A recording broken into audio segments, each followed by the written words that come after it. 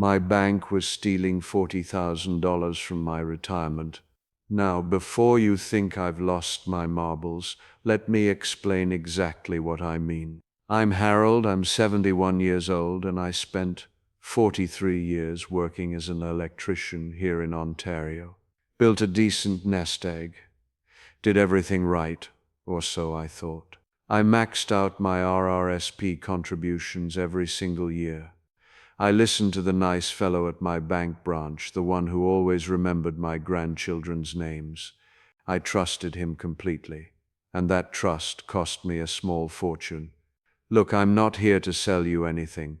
I don't have a course. I don't have a newsletter. I'm just a retired grandfather who learned something the hard way, and I figure if I can save even one person from making the same mistake, well, that's worth more than sitting on my porch watching the leaves fall. Here's what happened. Last October, I was sitting at my kitchen table doing something I should have done 20 years ago. I was actually reading the statements from my mutual funds, not just glancing at the balance and feeling good about myself, actually reading the fine print. And I noticed something called the MER, Management Expense Ratio. My funds had an MER of 2.3%. Now, 2.3% doesn't sound like much, does it? A couple of pennies on the dollar. That's what I thought too. That's what the bank wanted me to think. So I pulled out my calculator, the same one I used for calculating electrical loads back in the day, and I did the math. Over the past 20 years, I had paid over $40,000 in fees to my bank. $40,000, that's a new truck. That's 2 years of property taxes on my house in Barrie. That's a month at the cottage for my entire family, grandkids included, every summer for the next decade. And here's the part that really got my blood pressure up. My portfolio had grown, sure, but the bank had taken nearly as much in fees as I had earned in actual returns during some of those years. They were making money whether the market went up or down.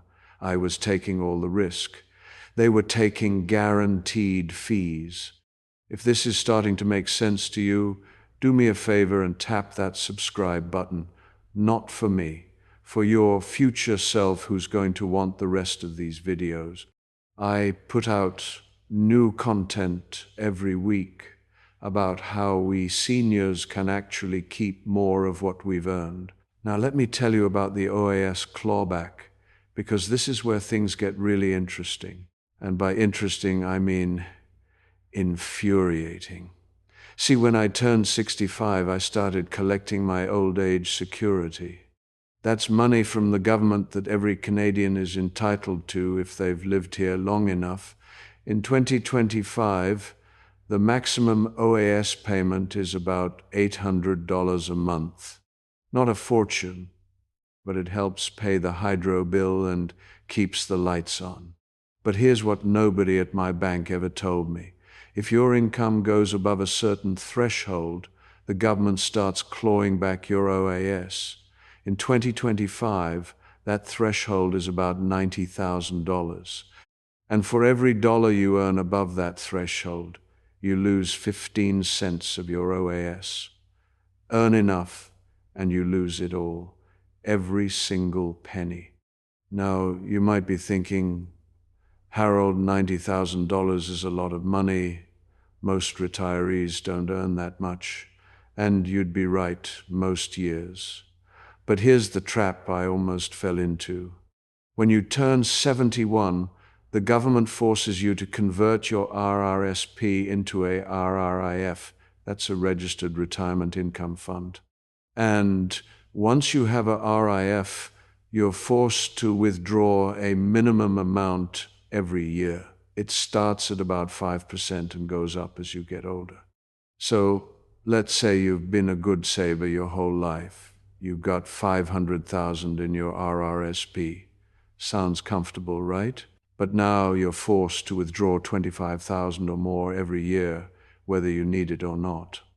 Add that to your CPP, your company pension if you have one, maybe some dividend income from investments outside your registered accounts, and suddenly you're flirting with that OAS clawback threshold.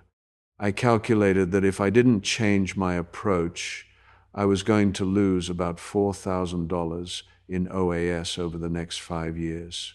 $4,000 gone, poof, like it never existed, just because nobody explained to me how to structure my withdrawals properly.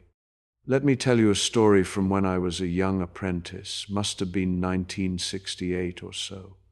My boss, old Frank Carruthers, he was the best electrician in Simcoe County, knew everything there was to know about wiring. But he had this one problem: he'd buy the most expensive copper wire on the market, top-of-the-line stuff. And he'd lose money on every job because he was paying 30% more for wire than his competitors. One day I asked him about it. "Frank," I said, "why do you use this fancy wire when the regular stuff meets code just fine?" And he looked at me like I'd asked him to wire a house with string cheese. He said, "Harold, my father used this wire. His father used this wire. It's what professionals use." He couldn't even consider that there might be a better way. That's what we do with our banks. We use them because our parents use them, because everyone uses them, because we've always used them. And meanwhile, they're selling us the expensive wire when the regular stuff would work just as well. Here's what I did to fix my situation, and I'm going to give you the exact steps because I know that's what I would have wanted someone to tell me. First, I sat down and looked at every single investment I had: RRSPs, TFSA, non-registered accounts, everything. I wrote down the MER for each fund. If you don't know where to find this, it's on your statement, usually in tiny print that you need reading glasses to see. I found that my lowest MER was 1.8% and my highest was 2.7%. The average across my entire portfolio was 2.3%. Then I did something that felt almost rebellious for a guy my age. I opened an account with a discount brokerage. Now, I'm not going to name names because I'm not here to advertise for anybody.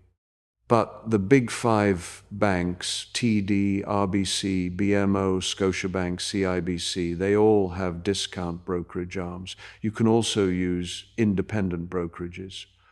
The point is, these accounts let you buy investments directly without paying someone to do it for you. Drop a comment saying, "Checklist," if you want me to put together a simple one-page guide on how to open a discount brokerage account. I'll walk you through it step by step. Nothing complicated, just the basics. No email required. No funny business. I don't have time for that nonsense at my age. Once I had my discount brokerage account, I started moving my money from those expensive mutual funds into low-cost ETFs. ETF stands for Exchange Traded Fund. Think of it like a mutual fund, but without all the expensive managers in downtown Toronto taking a cut. A typical Canadian equity ETF has an MER of about 0.1%. Some are even lower. Compare that to 2.3% and you can see why this matters. Let me put it in real numbers so you can feel it in your bones. If you have $300,000 invested, a 2% difference in fees equals $6,000 per year. That's $500 a month. That's your cable bill, your internet, your phone, and your weekly trip to Tim Hortons all combined. That's money that should be in your pocket, not some fund manager's pocket. Now, I'm not saying you need to become a stock market genius. I certainly haven't. I can't tell you what Apple is going to do next quarter any more than I can tell you if the Leafs are finally going to win the cup this year. What I can tell you is this: Instead of paying someone 2% to guess wrong just as often as they guess right, I now pay 0.2% for a fund that just tracks the entire market. When the market goes up, I go up. When it goes down, I go down. But I'm not paying some hotshot to underperform the market and take a big cut for the privilege. Here's mistake number one that I see people my age making all the time. They keep all their money in GICs because they're scared of the stock market. Now look, I understand the fear. We've all seen markets crash. We remember 2008. Some of us remember the 70s. But here's the thing. A GIC paying 4% sounds safe until you realize inflation is running at 3%. Your real return is 1%, and that's before taxes. After taxes, you might actually be losing purchasing power. Your money is shrinking while it sits there feeling safe. Mistake number two is not using your TFSA aggressively enough. Most people my age, we think of the TFSA as a little savings account for emergencies, a few thousand here and there. But the TFSA is actually a gift from the government that most of us don't appreciate. Any growth inside your TFSA is completely tax-free forever. No tax when it grows, no tax when you take it out. No impact on your OAS or GIS eligibility. If you've been contributing since 2009 when the program started, you could have almost $95,000 in contribution room by now. That's not pocket change. I moved a chunk of my non-registered investments into my TFSA over the past few years. Every January 1st, I top it up with my new contribution room. I hold growth-oriented ETFs in there because any gains are mine to keep. The tax man doesn't get a single loonie. Mistake number three, and this is the one that was going to cost me with the OAS clawback, is not planning your RRIF withdrawals properly. Most people just take the minimum required withdrawal and call it a day. But sometimes it makes sense to take more than the minimum in years when your income is lower.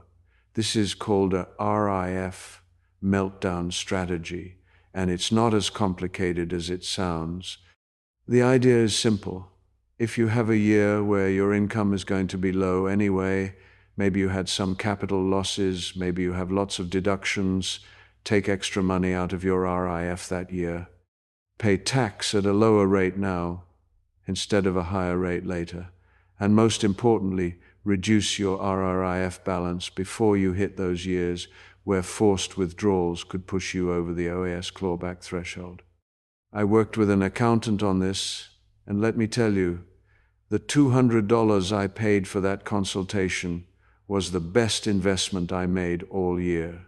She mapped out my projected income for the next 10 years and showed me exactly how much to withdraw each year to minimize my total tax bill and avoid the clawback. If you're finding this helpful, take a second to hit that like button. It helps other folks like us find this video, and honestly, we need to stick together. The banks and the government aren't going to teach us this stuff. We have to teach each other. Now I want to talk to you directly for a moment like I'm talking to my own son, Michael. He's 53 now, and I worry about him sometimes. He's doing fine, got a good job at Hydro One, but he's not paying enough attention to this stuff. He thinks he'll figure it out when he retires. That's what I thought too. Here's my biggest regret, and I mean this sincerely. I trusted blindly for too long. I assumed that because someone wore a nice suit and worked in a bank building with marble floors, they had my best interests at heart. They didn't. They're salespeople, good people, most of them, but salespeople. Their job is to sell me products that make the bank money. My job is to know enough to protect myself. When I think about the $40,000 I paid in excessive fees, I don't think about it as money lost. I think about it as tuition, expensive tuition for a lesson I should have learned 30 years ago. But here's the thing about tuition. It's only wasted if you don't learn anything, and it's only truly valuable if you pass on what you learned to someone else. That's why I'm making these videos. Not because I want to be famous at 71. Believe me, the arthritis in my knees makes sitting in this chair for hours a lot less fun than it looks. I'm doing this because I spent 43 years crawling through attics and basements, wiring houses so families could have light and warmth and safety. And now that I'm retired, I want to keep doing the same thing, just in a different way. I want to help people see what's hidden in the darkness of their financial statements. I want to help them find the light switch. Here's what I want you to do this week. Just one thing. Go find your latest investment statement. The one from your RRSP or your mutual funds or whatever you've got. Find the MER, write it down. Then multiply your total balance by that MER. That's how much you're paying per year. If that number makes you feel uncomfortable, good. That discomfort is the first step toward change. Let me give you my exact results, because I believe in putting my money where my mouth is. When I made these changes 18 months ago, my portfolio was worth $412,000. I was paying an average MER of 2.3%, which works out to about $9,400 per year in fees. After moving to low-cost ETFs with an average MER of 0.2%, my annual fees dropped to about $800. That's a savings of $8,600 per year.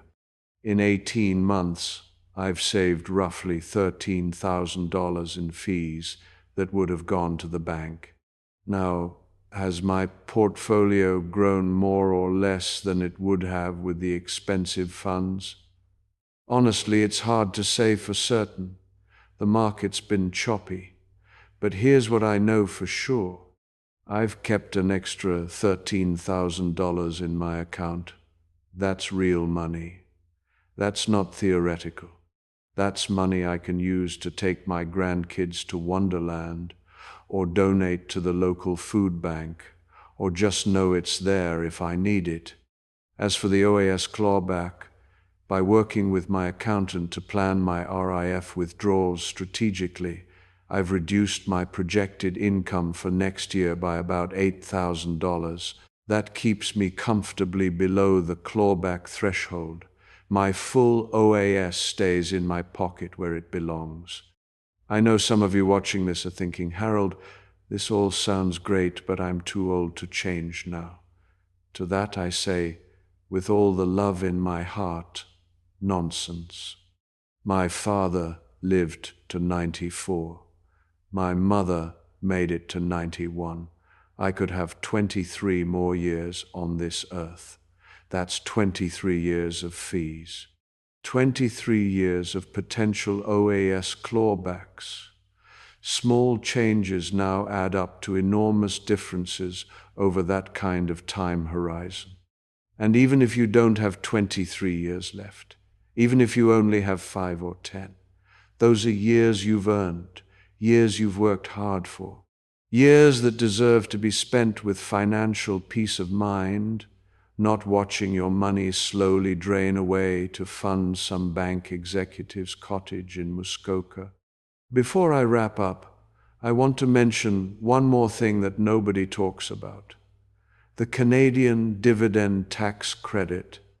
If you hold dividend-paying stocks or ETFs in a non-registered account, you get a special tax break. The government gives you credit for taxes that the company already paid. This means Canadian dividends are taxed at a much lower rate than regular income or interest. For someone in a middle income bracket here in Ontario, the effective tax rate on eligible Canadian dividends can be as low as 7%.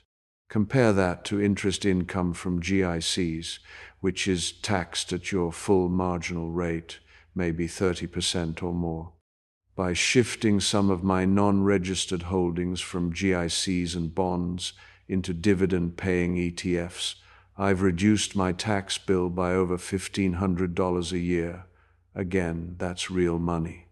Real savings, not theory. If you've made it this far in the video, you're my kind of person. You care about doing this right. You want to protect what you've built. You understand that nobody is going to hand you the answers. You have to go find them. So here's what I'd like you to do. Subscribe to this channel if you haven't already. I'm putting out a new video every week about the things they don't teach us about money after 60.